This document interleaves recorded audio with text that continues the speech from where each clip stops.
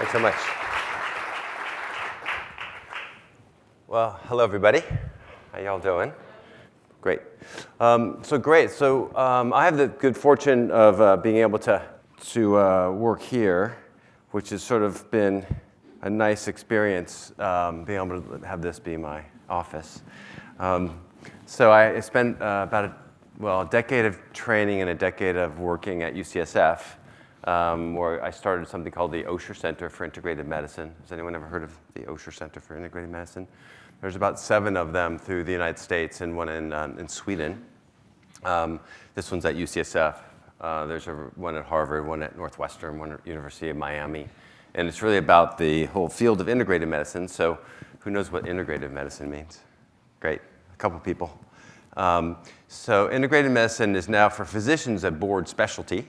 And so like a cardiologist, you can be an integrative medicine physician, board certified as of 2016. And really the focus of that is teaching people more than just medications and procedures and surgery, but sort of a wider toolbox of things that are possible, whether it be lifestyle things like we're going to talk about today around mindfulness, or whether it be acupuncture itself or other sorts of modalities. And also sort of a different dynamic around the relationship between the doctor and the patient, where it's a bit more thought of within the setting of an ecosystem, where the patient's sort of the center of that ecosystem, rather than the standard pedantic doctor-to-patient relationship that doesn't really work very well, unless you're going for surgery, then it can be very effective, assuming you're not bullied into the surgery, but it's the right thing to do.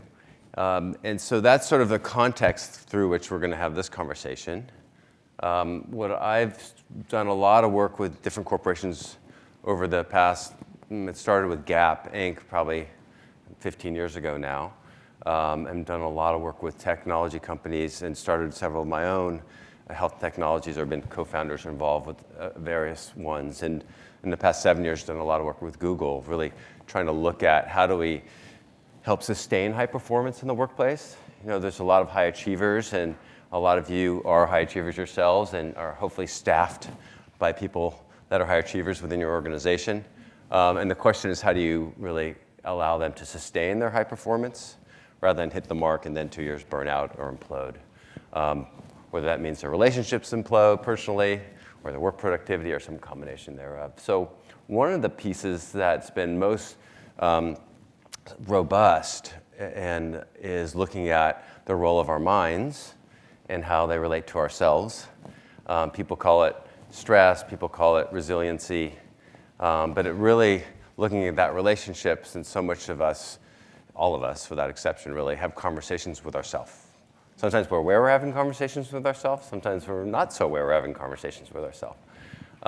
And who are we having conversations with if, why am I talking to myself? Like, that sounds like you must be insane. But if you think about it, there's a lot of narrative that goes on, and a lot of energy that really goes towards that. So there's a huge and really emerging field around this, looking at mind, both in the neurosciences as well as all the other domains and how they affect our health, whether it's cardiovascular health, cancer risk, or just in the workplace, productivity, efficiency, and even aligning around mission and vision. How do we sort of stay true to and authentic to where our mission and vision is? How do we remember what our mission and vision is about? And some of that really relates to our ability to sort of drop back into our own compass, if you will, to see where am I oriented towards? Because so much of our life we're reacting to the external environment, and we sort of lose track of ourself. So if you look at this as sort of an example of, we have a lot going on, and the question is, where is that peak point where you're really working at sort of the optimal level of performance and efficiency, and when is it that it's going a little bit too far, right? And that little bit too far really is much more about our own perception of what's happening. So I've done a lot of research over the past decade looking at self-perceived stress rather than objective stress. So what's in the workplace is a combination of what you may see as what are my resources and what is my decision authority. Sort of decision authority, latitude, and resources. And there's been a lot of studies they've used, various companies, including Starbucks, where they've sort of shown if you give even the front desk barista guy or gal decision authority on where they get to put their coffee when they're making it, and how that all of a sudden they don't burn out, they don't have the turnover they used to have because they have some decision authority. And then so there's a combination of that. That's sort of at the objective level. And at the subjective level, they found that you can take people that have very different experiences amongst the same stressors. And at an intracellular level, what they look at is something called telomeres, which looks at cellular aging, that people have a vast difference in how quickly their cells are aging, so their own aging process. Another view on that same conversation is really looking at, so I have a challenge. Maybe it's someone cut in front of you in line, or cut in front of you driving, or something in the workplace. And how long do I think about that? Right, so the event occurred at the challenge event where the peak of the red is, and you see the person in red, all of a sudden their physiologic response, which is the vertical axis, drops back down. Like, that happened, I've moved on, right? I'm now dealing with the next thing that's coming ahead of me. And at 2 in the morning, I'm not thinking about it. Whereas the person in blue, still having that internal narrative, right? That's the person talking to oneself, by the way, if you don't know who that person is yet. If you ever wake up at 3 a.m. and you're having conversations with yourself or thinking about things on your to-do list, that's the blue. And so how do you learn to sort of become more of a red-oriented person?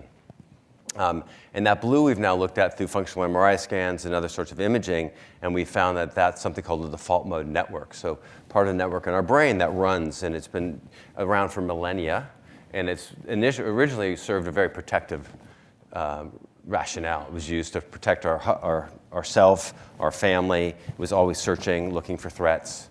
And so it's very conducive. There aren't that many threats. I don't know if you guys have any tigers in your neighborhood, but there aren't that many in mine. There's the occasional mountain lion they'll talk about through the Marin Headlands here, but otherwise, not too often. So learning to sort of manage that. And the other thing is that people normally, how many think of stress as a positive thing? How many think of it as a negative thing? How many just don't know what to think about stress? So it turns out a little bit of stress is really good for us. So, for example, if your child has never been ill, put them in a bubble, and as they're raised, their immune system is not healthy at all. As an example, multiple sclerosis patients, they found when a couple of them, by happenstance, which is a lot of how science moves forward, by happenstance, by sheer luck, they went to Africa. They came back, their MS got better. Why did their multiple sclerosis get better? Turned out a lot of them were affected by protozoa or their nematodes, in particular roundworm.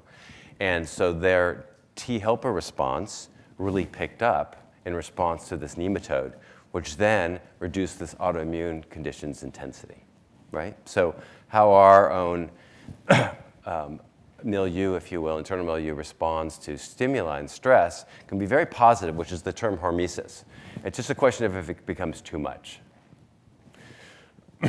And we all know sort of the problems with chronic stress, which is really, the delight of modern civilization is that we get to experience this, meaning that we get to live long enough, we get to do lots of fun and interesting and engaging things, and sometimes too much of it, a little bit of gluttony, right? And it has physiologic consequences. So we'll see our cortisol levels change, and we want it ideally at a certain level, not too high, not too low.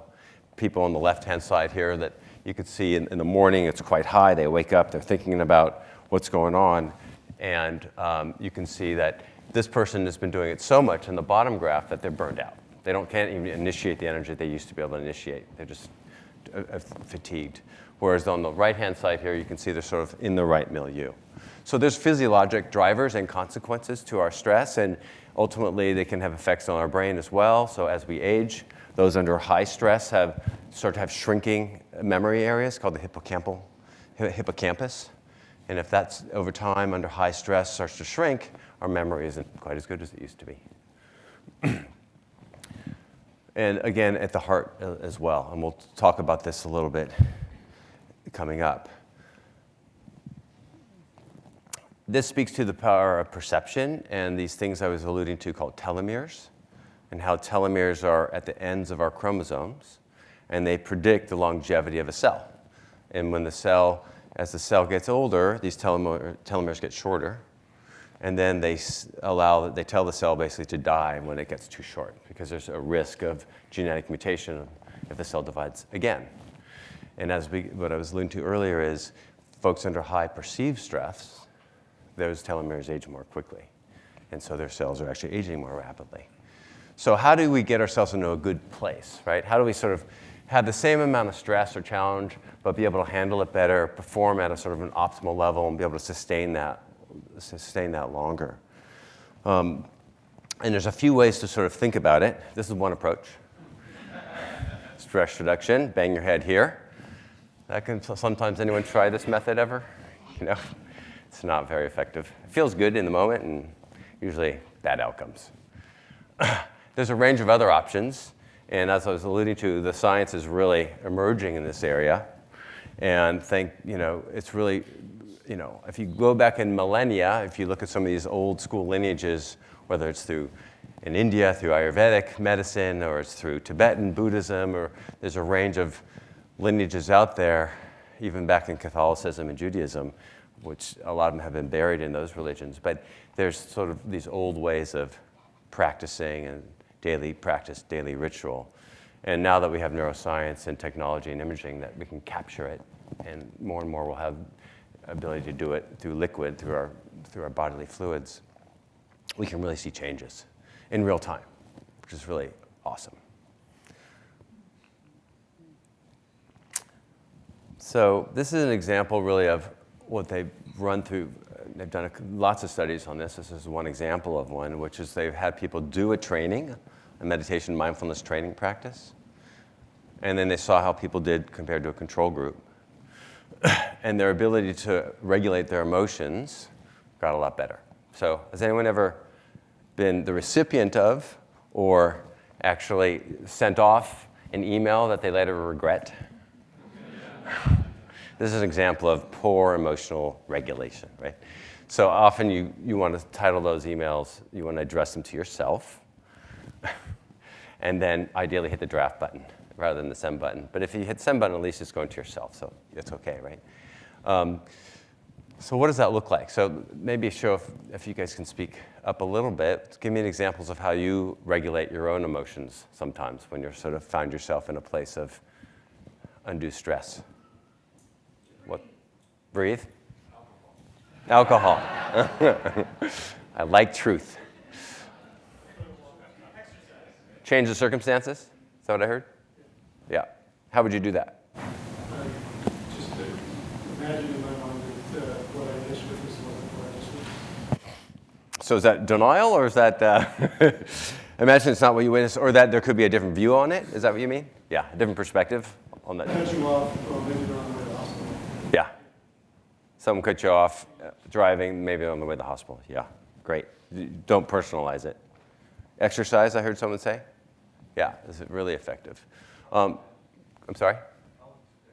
I couldn't hear you. Count to 10. Yeah, so taking a time out, like I do with my kids, can be very effective. So a lot of it has to do with time and space. So creating a buffer in time and space, whether that means time or you walk out of the room, is really in the moment, in the acute stress event, clearly a really effective tool. If you come into a situation already charged because of what's happening at home, or you didn't sleep very well, or you're upset with a colleague who's trying to do some maneuver on you, or whatever it might be, clearly we're a lot more reactive. And so often we're not aware of it. It's sort of like, back to alcohol, sort of like, not to say you are one, but an alcoholic who was not aware of their alcoholism, right? So they sort of, and as you become aware that I am an alcoholic, I probably shouldn't step into the bar, particularly if I just got in a fight with my wife. So having that awareness really helps. And that goes back to my point about doing something, whether it's exercise or it's a meditation or it's a breathing practice or whatever it is for you, it's playing guitar, it's knitting, whatever it is for you that allows you to drop into your own self for a moment and get an awareness of how am I feeling today? I didn't sleep very well. I'm feeling sort of irritable. Interesting. Or I'm feeling a little insecure. Or I'm feeling like I'm a superhero, I better be mindful of how I walk in the room because I'm feeling like I'm better than everyone right now, Like whatever it is, having that knowledge, check in, really can change how you interact with the rest of everyone around you, really. So in your personal life with your kids, spouse, friends are usually pretty resilient around this stuff. less so around spouses and children, and in the workplace, clearly. The other piece that's really relevant, I think, is a lot of you that are CIOs or are sort of in leadership roles that have a large management staff is walking the talk and being able to really, a lot of the work I've done, particularly with Google, when you sort of have directors and then you have the VPs and SVPs and sort of the C-suite, there's a lot of role modeling that can be not necessarily optimal. So to be able to walk that talk is really relevant. So I wanted to do a little bit of an experiment with the remaining time that we have. So I'm going to step off stage for a moment and go to the back of the room and sort of see if someone wants to maybe volunteer. Anyone in the mood for volunteering in this zone? Okay, great. So maybe I'll grab a chair. I'll take one with you. We're going to go hang out near our IT crew. This is an example of looking at our physiology. So I went through some slides pretty quickly, but you'll see here, I'm going to leave you for a minute or two, okay? I'll be back. You'll see here that this is graphing his heart rate and his heart rate variability, which is the beat-to-beat variation of his heartbeat. So you're going 60 beats a minute, but is every beat every 1.00 seconds, or is it 0.8, then 0.9, then 1.1, then 1.2, and on average, 60 beats a minute? And you want more variability. Actually, that's good, assuming it's all coming from the sinus node. Variability is a good thing. So he's understandably under a little bit of stress. I'm going to ask you to sing in a few minutes. Are you okay with that? Remember sort of like a baby song you used to do in the bathtub, something like that?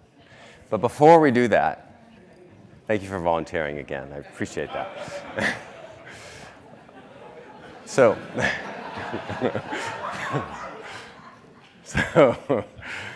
let's do a little exercise in support. I'm sorry, I didn't get your name. Ramon? So in support of Ramon, as a group, why don't we all do a little bit of support? And I'd ask that we all sort of uncross our legs, and let's do a little bit of a meditation practice.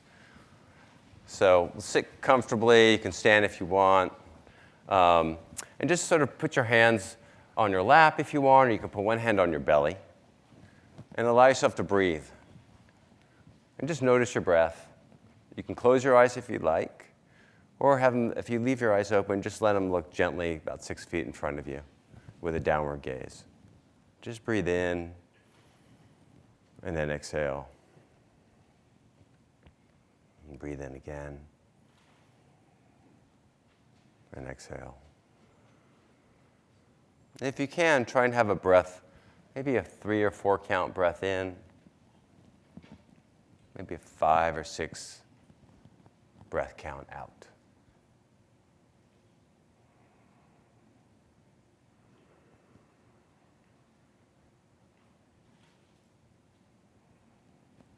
And it's normal to have thoughts coming through. If thoughts are coming through, just let them go on by. Just notice them, acknowledge them, and then just come back to your breath. Those thoughts are you talking to yourself. And when that happens, just acknowledge it. It's normal. It happens all the time. And just come back to your counting breath. And just remember to count as you breathe in. Count for a count of 3 to 4. As you breathe out, count to about 5 or 6.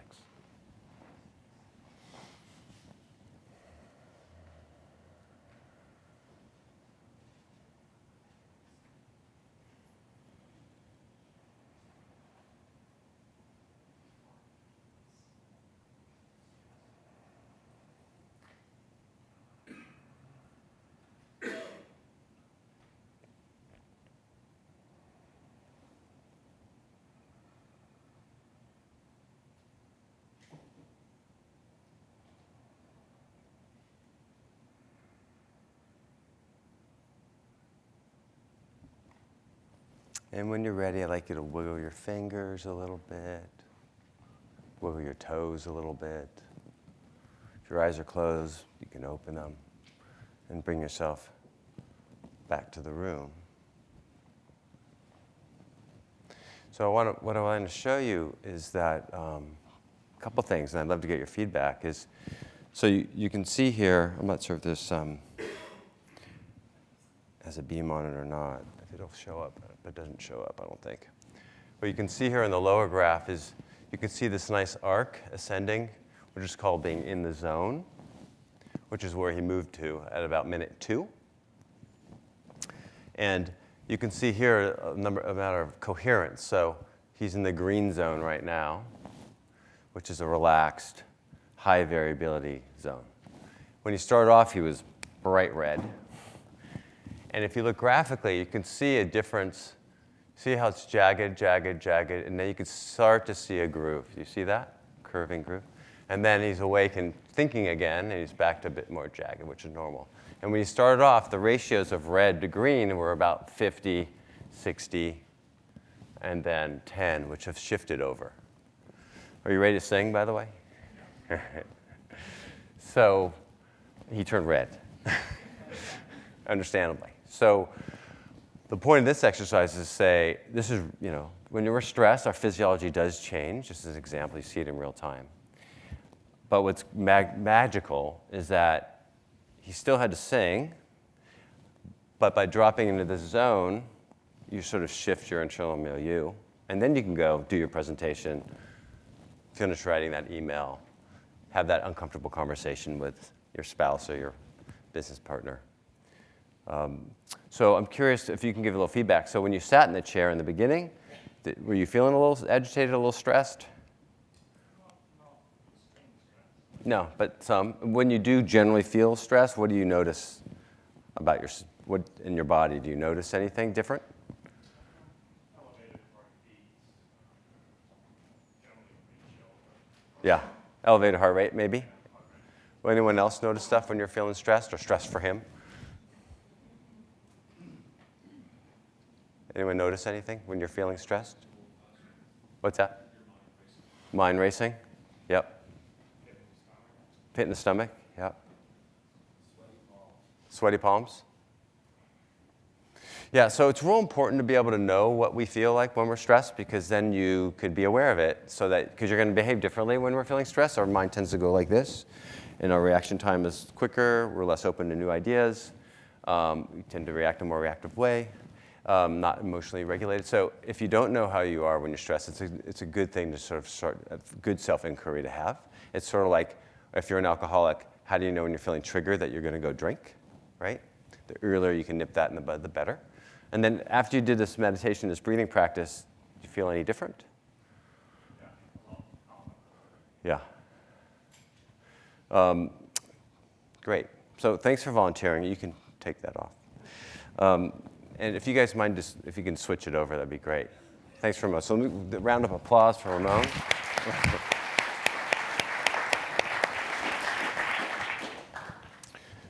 So this is really sort of, I sort of welcome you to experiment yourself, maybe for 1 week. Give yourself, allow yourself to do maybe 5 minutes. That was literally a 4-minute practice we just did. A minute of it was probably just getting set up. So really that took 3 minutes to just for him to shift his physiology. So I invite you to think about doing something like this for a week and just notice if you or anyone else notices anything different about you. Thanks for your time.